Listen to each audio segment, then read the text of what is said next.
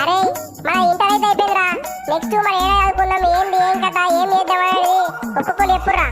అరే మామ నా పోరి హైదరాబాద్ పోమంటున్నారా? ఇక హైదరాబాద్ లాగుకుంటాం రా మేమైతే. అరే నీ నీడ పిచ్చుడే ఎక్కరా అంటే నువ్వు హైదరాబాద్ ఆగుంటా అంటున్నావు. మీ వాళ్ళు ఆగుతారా? అరే మా వాళ్ళ కాలు మొక్కలని హైదరాబాద్ ఆదుకుంటారా?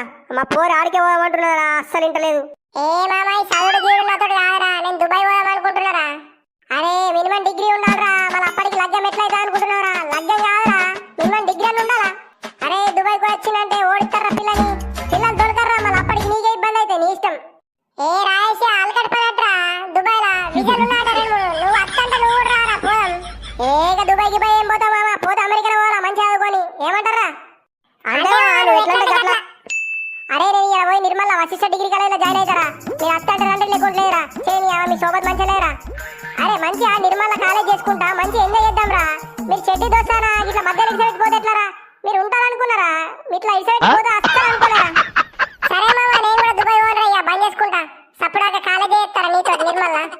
సరే మామ నేను కూడా హైదరాబాద్ పోనరా. ఇక మనందరం కలిసి ఒకటే దగ్గర చేద్దాం రా కాలేజీగా.